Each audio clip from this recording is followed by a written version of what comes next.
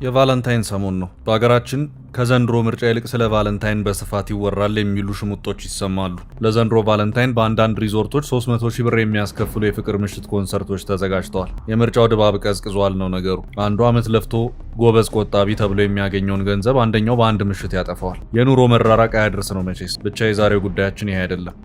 ሳምንቱ እንዴት አለፈ ጎበዝ ልንባባልን የተገናኘ ነው። የዓለም ሀገራት መሪዎች ወደ አዲስ አበባ መግባታቸው ከሰሞኑ በስፋት ይነገራል። የጣሊያኗ ጠቅላይ ሚኒስትር ጆርጂያ ሜሎኒ፣ የተባበሩት አረብ ኤምሬትስ ንጉስ ሼክ ዘይድ ቢን ሱልጣን አልናህያን እና በርካታ የአፍሪካ መሪዎች እዚህ ናቸው። የቱርኩ ፕሬዝዳንት ጣይብ ኤርዶጋን ደግሞ ማክሰኞ ፌብሩዋሪ 17 አዲስ አበባ ለመግባት ፕሮግራም መያዛቸው ተነግሯል። ሰኞ ዩናይትድ አረብ ኤምሬትስ ተጉዘው ከመሐመድ ቢን ዛይድ ጋር ከተጨዋወቱ በኋላ ወደ አዲስ አበባ የሚጓዙት ጠቅላይ ሚኒስትር አብይ አህመድ ያቀረቡላቸውን ግብዣ ተከትሎ ነው ተብሏል። የዶክተር ቴድሮስ ማስጠንቀቂያ። የዓለም ጤና ድርጅት ዋና ዳይሬክተር ዶክተር ቴድሮስ አድሃኖም በኤክስ ገጻቸው ላይ ያጋሩት መልእክት ሌላኛው የሳምንቱ ርዕስ ነበር። ግለሰቡ ስለ አማራ ክልል ሁኔታ ባጋሩ ጽሑፍ ግድያን፣ እስርንና ድብደባን ጨምሮ የጤና ባለሙያዎች ለተለያዩ ጥቃቶች ኢላማ መሆናቸውን የሚያሳዩ የሚረብሹ ሪፖርቶች መውጣታቸውን ጠቅሰው ድርጊቱን አውግዘዋል። ዶክተር ቴድሮስ ከ10 ቀናት በፊት ዶክተር ጸጋሁን ስሜ የተባለ ሐኪም በባህር ዳር ከተማ ውስጥ በጸጥታ ኃይሎች እንደተወሰደና ከዚያ በኋላ ሕይወቱ አልፎ መገኘቱን በጽሑፋቸው ጠቅሰዋል። ከዚህ ባሻገር በመንግስት የጸጥታ ኃይሎችና በታጣቂዎች መካከል እየተካሄደ ባለው ግጭት ሳቢያ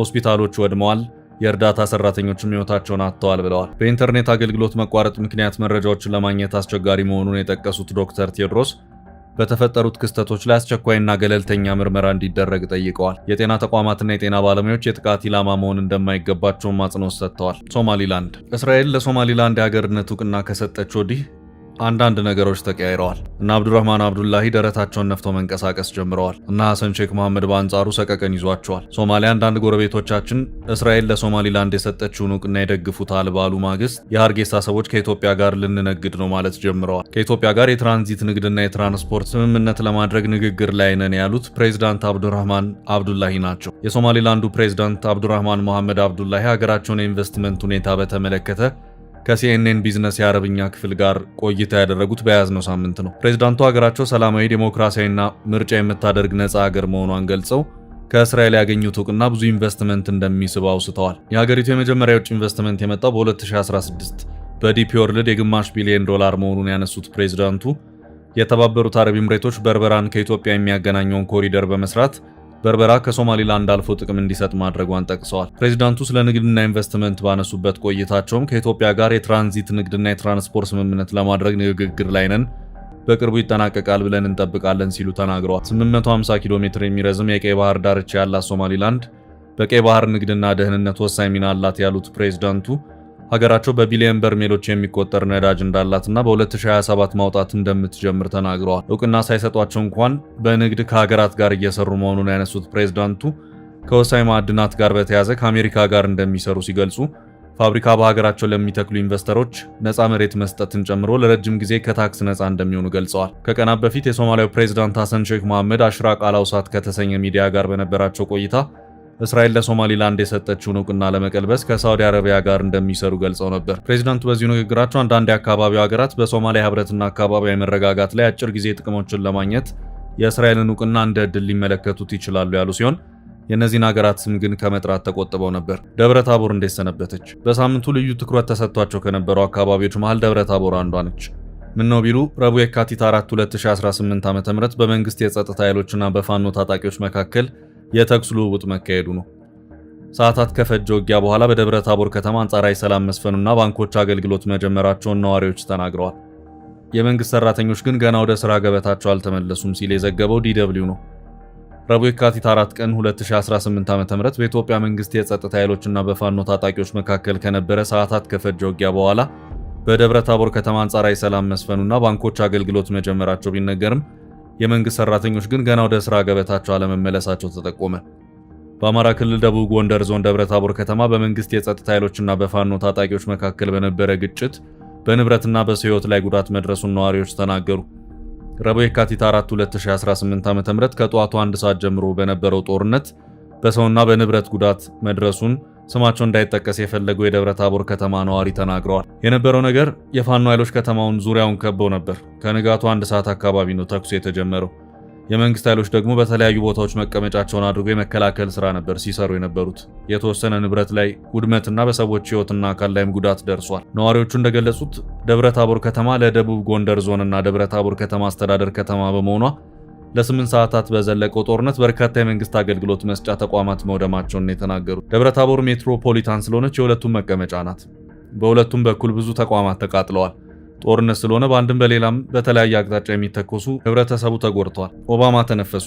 ለረጅም ጊዜ ምን ይሉ ይሆን ተብለው ሲጠበቁ ዝምታን የመረጡት የኦባማ ቤተሰቦች በስተመጨረሻ ወደ ሚዲያው ብቅ ማለት ጀምረዋል። ሚሼል ጆሮአቸው ላይ በደረደሩት የጆሮ ጌጥ መነጋገሪያ ሆነው ሲመጡ አባወራው ባራክ በአሜሪካ እየሆነ ስላለው ነገር ተንፍሰዋል። ኦባማ በአንድ ፖድካስት ላይ ቀርበው በሰጡት ቃለ ምልልስ በሚኒሶታ ግዛት በፌዴራል ኢሚግሬሽንና የጉምሩክ አስከባሪ አይስ ወኪሎች የተፈጸመውንና የሬኔ ጉድ እንዲሁም የአሌክስ ፕሬቲ ህይወት ያለፈበትን የተኩስ አደጋ በጽኑ አውግዘዋል።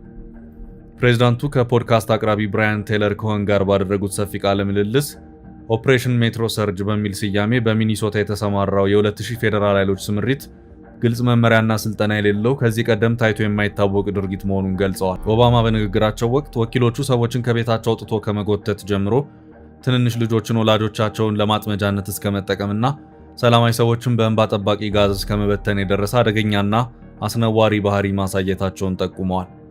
ይህ የፌዴራል መንግስት ወኪሎች ድርጊት እጅግ አሳሳቢ መሆኑን የገለጹት ኦባማ አሜሪካውያን ይህ እኛ የምናምንባት አሜሪካ አይደለችም በሚል ለኦፕሬሽኑ ምላሽ መስጠታቸውን ገልጸዋል።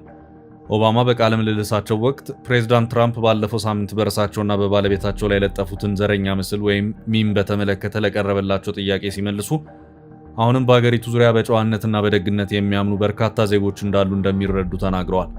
የአሜሪካ ሕዝብ በሚኒሶታ የታየውን ድርጊት እንዳልደገፈ ሁሉ እንዲህ ያለውን ንግግርም እንደማይቀበለው ያላቸውን እምነት ገልጸዋል። የሞቱ አሉ። የቀብር ስነ ስርዓታቸው በተለያየ ቤተ ክርስቲያን ትላንት ተከናውኗል። አሁን ደብረ ታቦር ከተማ ሰላማዊ እንቅስቃሴ መቀጠሉን የተናገሩት የከተማው ነዋሪ ሐሙስ ምሽት ልዩ ስሙ አቦ ሰፈር በሚባል አካባቢ ከነበረ መጠነኛ የተኩስ ልውውጥ ውጪ ደብረ ታቦር ከተማ ሰላማዊ መሆኑን ገልጸዋል። ባንኮች አገልግሎት እየሰጡ ሲሆን የመንግስት ሰራተኞች ግን ስራ አለመጀመራቸው ነው የተነገረው። አሁን አንጻራዊ ሰላም ነው። ማታ የተወሰነ ተኩስ ድምጽ ይሰማ ነበር። ከምሽቱ 4 ሰዓት አካባቢ አቦ ሰፈር በሚባል የተኩስ ድምጽ መልሶ የጠፋበት ሁኔታ ነው ያለው። የደብረ ታቦር አስተዳደር ከንቲባ አቶ ደሴ መኮንን ሮብ ከ8 ሰዓት ጀምሮ ደብረ ታቦር ከተማ እንደ ቀድሞ ማህበራዊ እንቅስቃሴዎች እየተከወነባት ነው ይላሉ። ማህበራዊ እንቅስቃሴዎች ሁሉ እየተካሄዱበት ያለበት ሁኔታ ነው ያለው። አሁን ብቻ ሳይሆን ትላንት በ5 ጀምሮ ከተማው ሙሉ በሙሉ ወደ ነበረበት የተመለሰበት ሰላማዊ እንቅስቃሴ አጠቃላይ እንቅስቃሴዎች እየተካሄዱበት ነው። ዛሬ ምንም ከድሮ የተለየ ነገር ሳይኖር ሙሉ የከተማ እንቅስቃሴ ያለበት ሁኔታ ነው ያለው። በግጭቱ በርካታ የመንግስት ተቋማትና ተሽከርካሪዎች ጉዳት ደርሶባቸዋል ያሉት ከንቲባ ደሴ መኮንን የህዝብ መገልገያዎችን ውድመት ደርሶባቸዋል ብለዋል። የደቡብ ጎንደር ዞን ጤና መምሪያ ብዙ ወረዳዎች መድኃኒትና አምቡላንስ የነበረበት እሱን ጭምር አውድሞ የደቡብ ጎንደር ዞን ንግድ መምሪያ በከተማ አሽከርካሪዎች መንጃ ፍቃድ ይወጣበት የነበረው ማሽን እነዚህን አውድሞና የህዝብ መገልገያዎች ሌሎችንም ረቡዕ ዕለት በነበረው ግጭት ከንብረት በተጨማሪ በንጹሃን ላይ ጉዳት መድረሱንም ነው ከንቲባ ደሴ መኮንን የተናገሩት። ንጹሃን ተጎድተዋል፣ ቤታቸው ተቃጥሏል፣ የተጎዱ አሉ፣ ንጹሃን የቆሰሉ አሉ፣ የሞተም አንድ ሰው ይኖራል ማለታቸው ተዘግቧል።